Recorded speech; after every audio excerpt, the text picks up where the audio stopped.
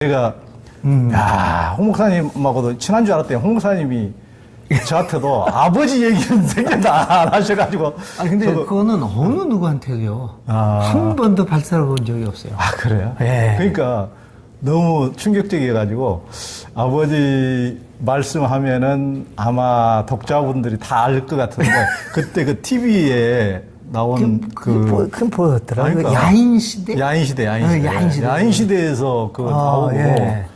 굉장히 우리나라의 그렇죠. 어떤 주목할 만한 주목으로 그러니까 그 명동을 확 네네. 그랬었죠. 목이셨더만요. 근데 야, 근데 독특한 게 그 이제 아버지 성함이 홍영철. 홍영철. 이것도 내가 처음으로 사실 뭐 목사식을 하면서 이게 공인 아닌 공인이잖아요. 그러니까 제 입으로 이렇게 공개적으로 제 아버지 이름 홍영철이라고 말한 건 일생에서 처음입니다. 아, 그렇구나.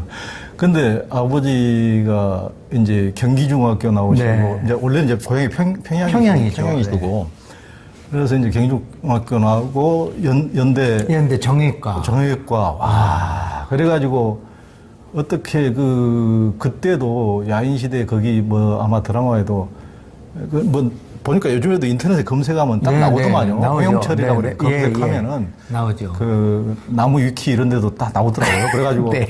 아주 그때 당시에도 이게 주먹잽인데 뭐 영어 1어 원전을 이렇게 쭉쭉 다 읽고 이렇게 하는 아주 엘리트 주먹이라고. 그렇죠. 엘리트. 근데 그걸 어려서도 그러면은 어렸을 때부터 그걸 알았어요. 어떻게?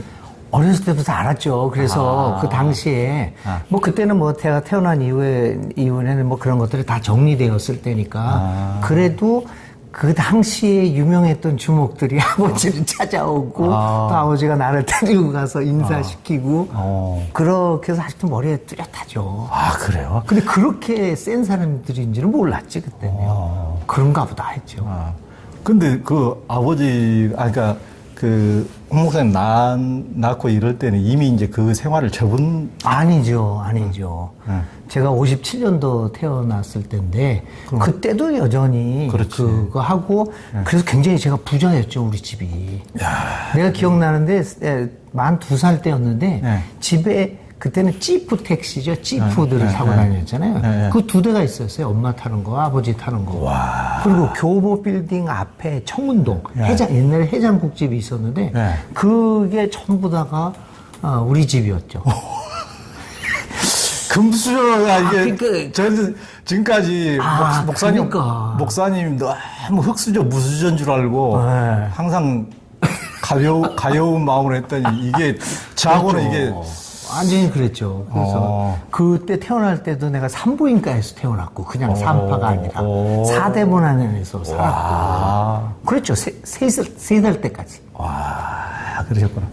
그러면 그때 그러면은 이제 그 아버지 좀 구체적으로 잘 모르시는 분도 있을 테니까 어떤 분이셨어요? 이게 우리 아버지는 이제 경기중학교를 39회인가 나왔어요. 그러니까 그 당시에 누구하고 동창이었냐면 그 한일회담 때 그 이동원 장관이라고 있었어요. 제2의 이완용이 나왔잖아요. 얘기도 들었던 그렇죠. 한일 조약 맺었을 때 그 이동원 장관 그 사람들하고 경기중학교 연대 동창이죠.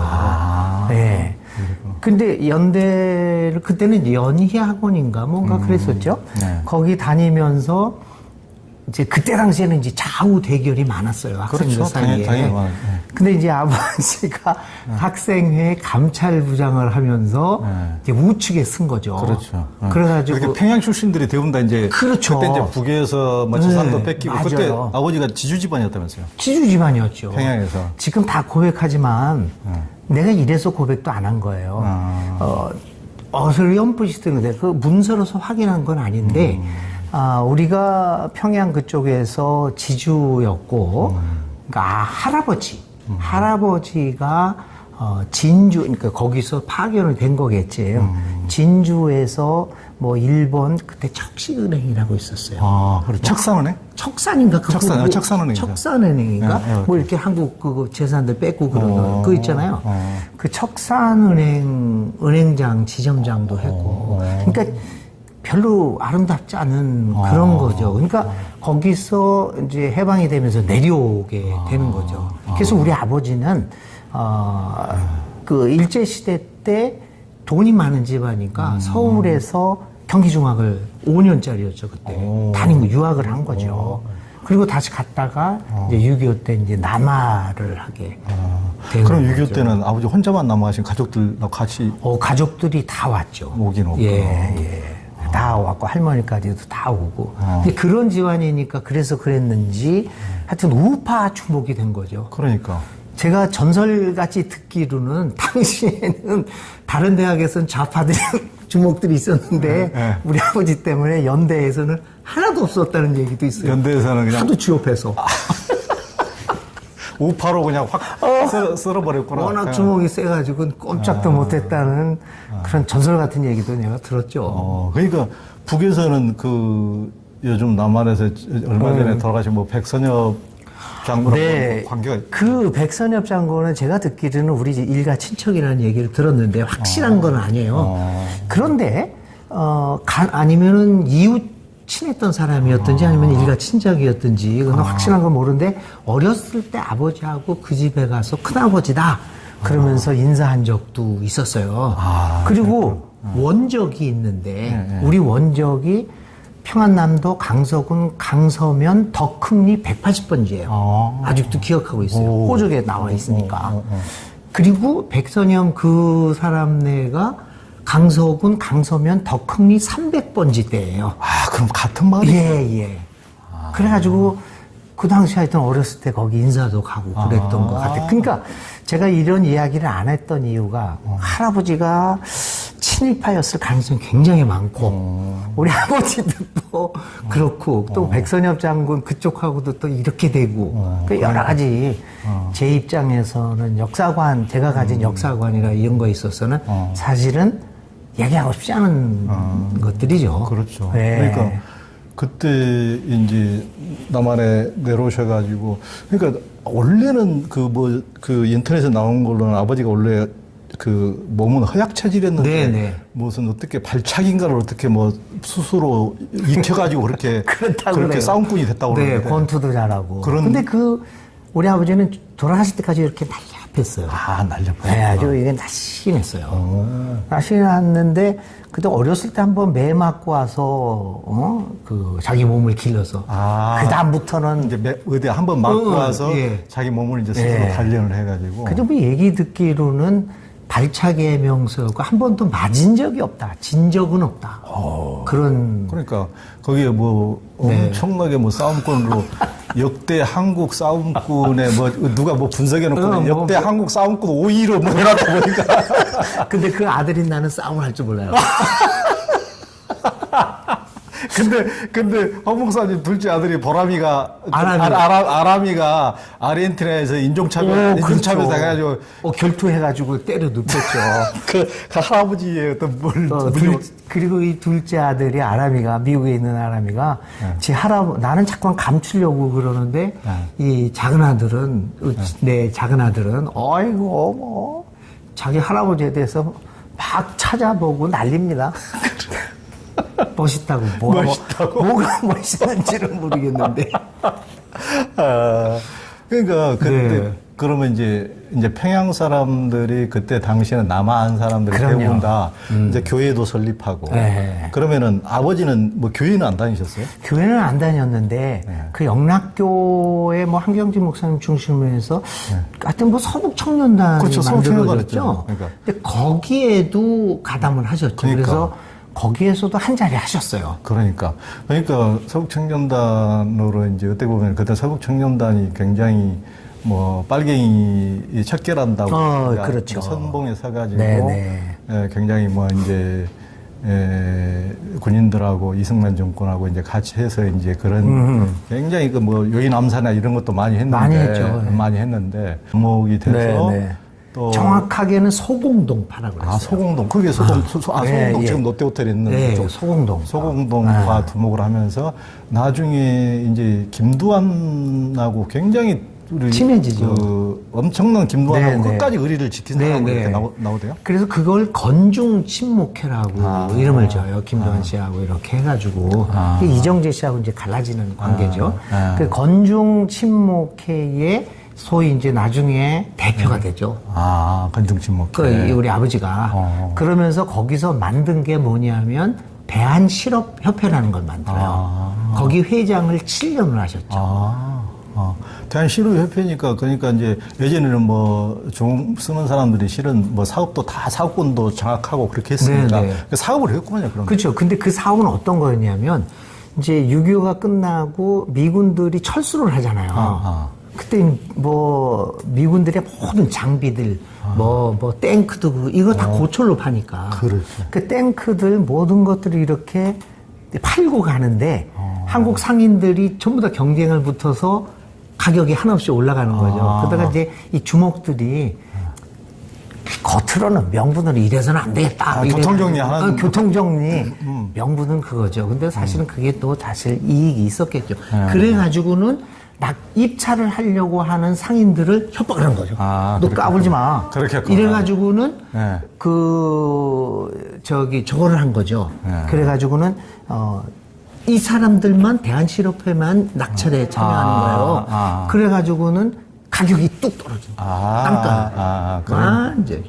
그래서 한때는 당시 신문사에서는 뭐 폭력 주식회사다. 그랬고, 대한실업협회라고 그랬지만 어떤 좀 좋게 얘기하는 사람들은 뭐 달러 유출을 막았다. 뭐 이런 식으로도 얘기를 하고 있죠. 그 7년을. 그러니까 그때 제가 태어나기 바로 직전 그 신간이었으니까 돈이 많았죠.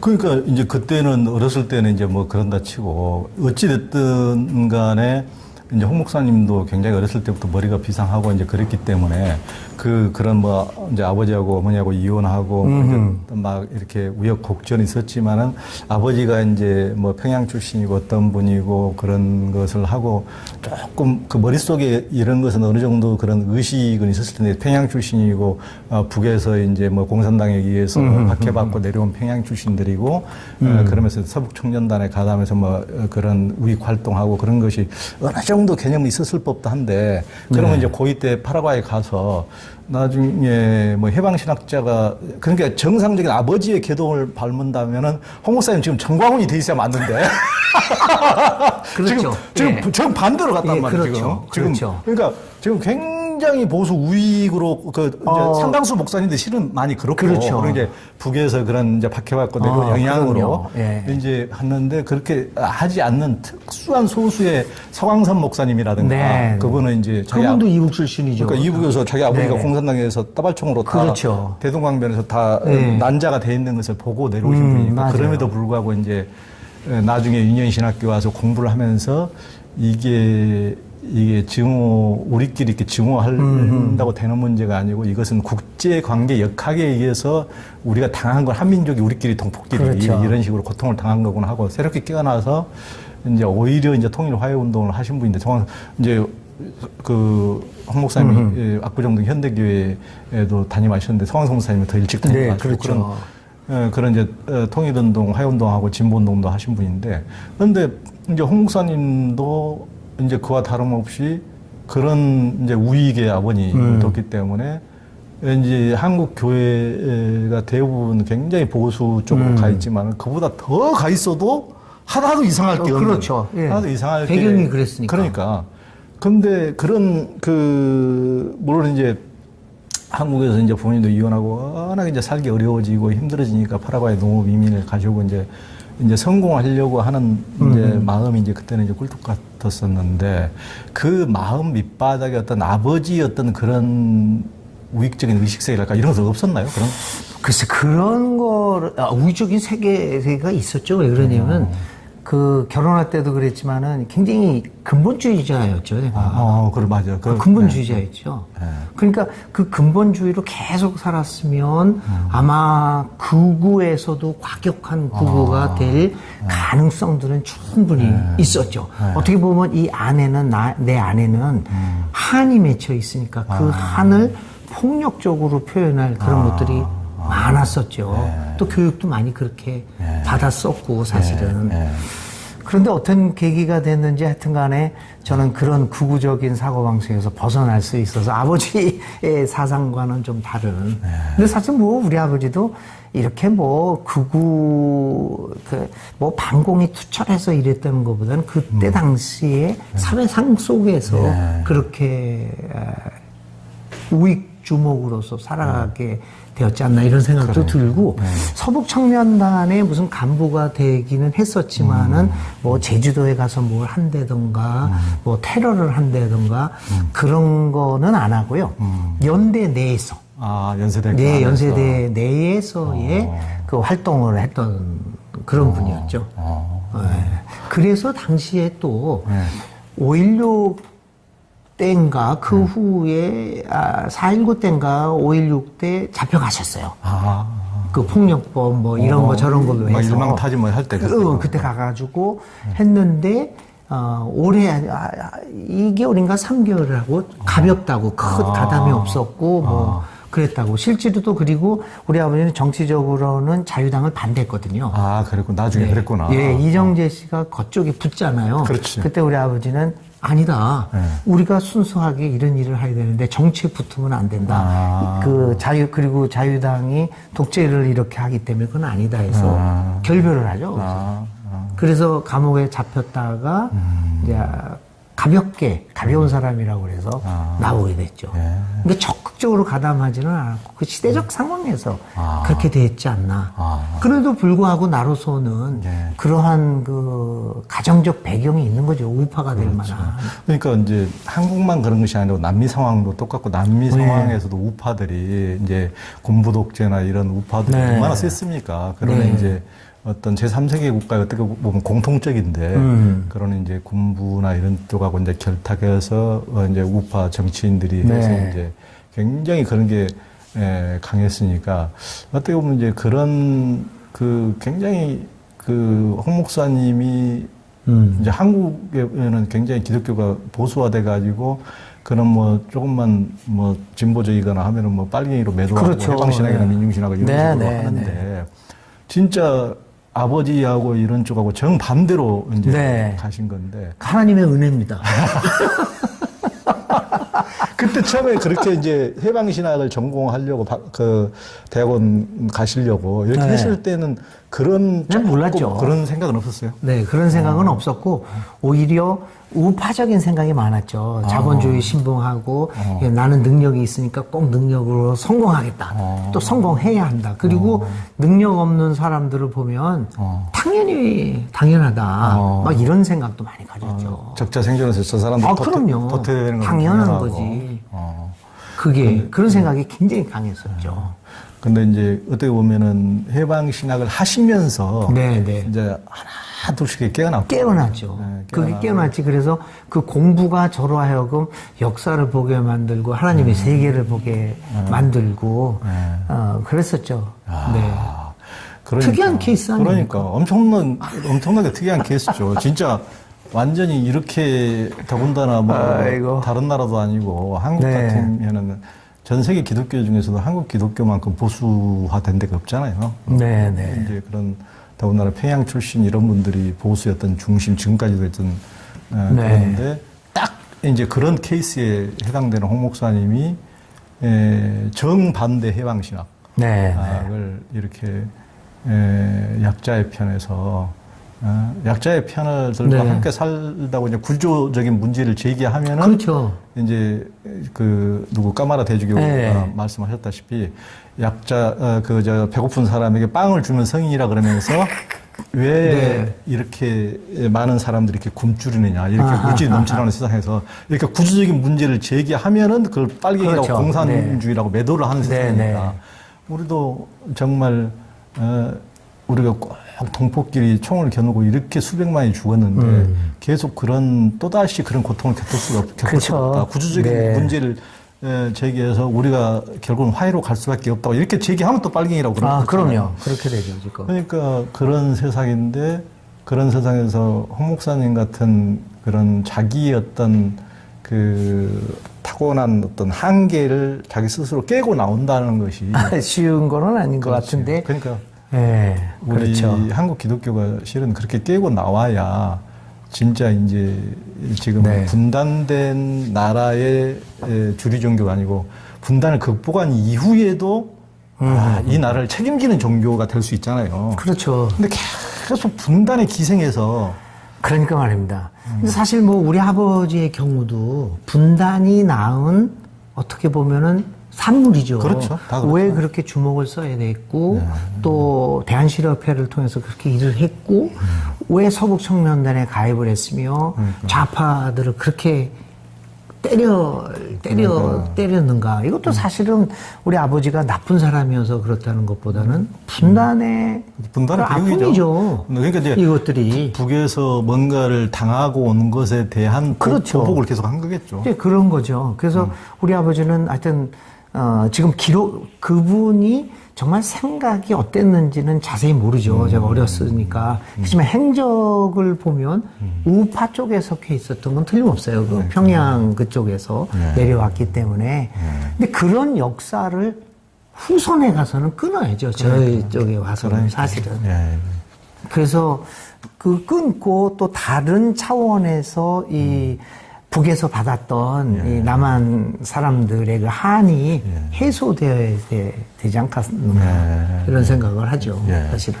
그러니까 그 목사님이 이제 그 아버지를 그 파라과이 간 이후에 10년 만에 이제 한국 이제 놀러 왔잖아요. 20대 때. 그때 뵈셨어요? 뵀죠. 그때는 이제 이미 목사가 그러니까 봤죠. 목사가 되고 나서 오랫동안 안 보다가. 목사 되고 나서 보셨어요? 네네, 봤죠. 그러니까 장신대 간 이후에 네네, 봤죠. 그래가지고 만났는데, 툭 들어가니까 이제 성년이 됐잖아요. 그러니까 언제 헤어졌냐면 만 17살 때 헤어져가지고 31살인가 만난 거예요. 그러니까 고2 때 이제 파라과이 가기 전에. 그치, 그때 만나고. 10년 전 만에. 이렇게 해가지고 만나고, 그랬는데, 나보고 뭐하니? 그래서, 목사가 됐다. 그랬더니 나 아직도 똑똑히 기억나는 게 뭐라고 그러냐면 우리 아버지가 내 죄 때문에 죄를 갚으려고 네가 목사가 된 거야. 저 그 말을 지금 기억해 보면 뭘 생각하냐면 그 아버지의 죄가 뭘까? 물론 가정을 나를 버리고 뭐 이렇게 했던 것도 다 죄겠지만 지금 와서 이렇게 보면 아버지의 우파적인 생각들, 어떤 행위들 그런 것들에 대한 그 회한도 다 포함돼서 오히려 나는 다른 편에서 남북의 하화의 이 사회의 좀 평화로운 모습들을 위해서 일하는 사람이 되지 않는가. 그러니까. 나보고 죄 때문에 목사 됐다고 그러더라고. 그러니까 본인도 뭔가를 자각을 하셨네요. 하여튼 나보고 그러더라고요. 내가 죄를 졌다. 그러니까 이제 개인적인 것이든 사회적인 그렇죠. 것이든 역사적인 것이든 그럴 수도 있고. 그러니까 어렸을 때 이제 뭐 서울 장안에 이름을 날리던 이제 주먹이었으니까 그때 당시에는 이제 아버지 어머니 이혼하시고 이제 그 초등학교 1학년 때 아버지 집으로 가서 아버지가 그때는 전부 다 막 그 우리나라 최고의 그렇죠. 요정집을 다 이제 요정집 네, 맞습니다. 지고 돈도 많이 벌고 근데 뭐 저 9일간 기생들도 거느리고 하셨다면서요? 네, 다 그런 거죠. 다. 그러니까. 그러니까 거기 가서 살면서. 그때는 9일간이 유명했어요. 그러니까 우리나라에서 제일 유명했죠. 정치. 요리집. 그러면 이제 거기 그런 데로 살러 가가지고 얼마나 이제 힘드셨을까 그런 홍 목사님이 뭐 그때 당시에 아버지는 실은 밖으로 다니시니까 집안 어떻게 크는지 이런 걸 잘 몰랐죠, 뭐. 모르잖아요. 근데 내가 그때 당시에 남의 집에 살 때지. 그러니까 아버지가 사는 여자집에서 사는 때였잖아요. 초등학교 1학년 때부터 6학년 초입까지. 근데 우리 아버지는 늘 돌아만 다니면서 뭐하고 다니는지 하여튼 돈만 벌어오고 그랬잖아요. 그때 내가 기억나는 건 나는 오늘의 나를 만들어준 기초 중에 하나가 뭐였냐면 아버지가 그때 동아출판사에서 나온 이렇게 두꺼운 건데 15권짜리 세계 위인 정기전집과 한국 위인 정기전집을 사다 줬어요. 그리고 동화 이야기 50권. 그 50권을 사다 주면서 나보고 이걸 읽으래. 1학년인데. 그러면서 시험을 보겠다는 거야. 그래가지고 무서워가지고 그거 줄겨차게 입었어요. 근데 그게 나의 오늘을 만들어준 계기가 됐다. 아버지가 유일하게 하신 건 그거 아마 나참 윙하고 동화 50권짜리 한국 동화, 세계 동화. 그래서 그거 무서우니까 아버지가요. 시키는 대로 그걸 했는데 그게 내 평생의 어떤 독서 습관, 뭐 문장력 이런 것들을 다 길러준 것 같아요. 그러니까 그건 진짜 감사하지. 그러니까 그 아버지가 연세가 언제쯤 돌아가신 거예요? 그러니까 이 98년도에 돌아왔으니까 72, 셋 만으로. 그럼 98년도면은 목사님이 아르헨티나 있을 때죠. 아르헨티나. 그럼 돌아가실 때는 못 뵈셨겠네요? 못 봤죠. 그때는요. 그때는 못 뵈셨죠. 몇 년 후에 나와서 이제 산소나 찾아갔고 그렇게 됐죠. 하여튼 그런 역사적인 우리 민족의 역사적인 아픔을 극복하고 홍 목사님이 어떻게 보면은 그래서 참 이제 우리 그 우익적인 기독교도 정말 깨어나서 정말 앞으로 100년 뒤에도 늘 인간도 종교도 늘 깨어나잖아요. 그럼요. 늘 깨어나고 더 넓어지고 더 커지고 더 깊어지고 이제 하는 게 있어야 그렇죠. 좋은데 너무 어떤 역사적인 한계 내에서 이제 저쪽에서 두드러 맞고 왔다고 계속 상대방 죽일 생각만 하고 그렇게 되면은 개인으로서도 불행하지만 종교라는 것은 그보다는 좀 더 나아야죠. 그럼요. 이제 그런 역사의 극복, 발전들이 좀 우리가 좀 필요하다. 그래요. 그래서 하여튼 오늘 조영 기자님이 이렇게 얘기하다가 사실 그 아버지 얘기까지 나왔는데 이제 평생 처음으로 하는 얘기 여러 가지로. 목사님이 저기 호적동물과에 가셨을 때 홍영철의 자, 홍영철의 자 이게 나오네요. 홍영철의 자. 이게 여기 내 원적이 있잖아요. 강석. 원적이 여기 있잖아요. 이게 평남 강서군 덕흥리 180번 원적이 있네. 또 언젠가는 통일되면 찾아가려고 그래요. 그러니까 재산을 찾지 않을 거고. 그렇죠. 그 해방신학자 그거에 또 그냥 말 안 되는 우리 조상들이 여기서 살았구나 찾아볼 필요는 있지만은 뭐 얘기 들으니까 우리 집에 뭐 문서도 있었다는 얘기도 있더라고.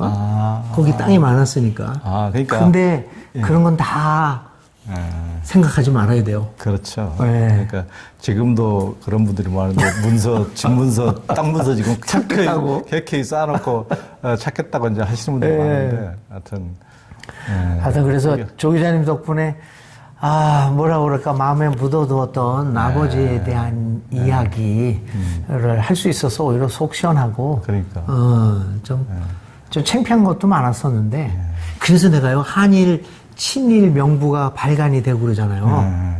남들 모르게 찾아봤어요. 없더라고. 진짜 이 역사에 속지 않은 마음으로 몰래 찾아보고 그랬었어요. 그랬구나. 네, 없더라고, 우리 할아버지 이름이.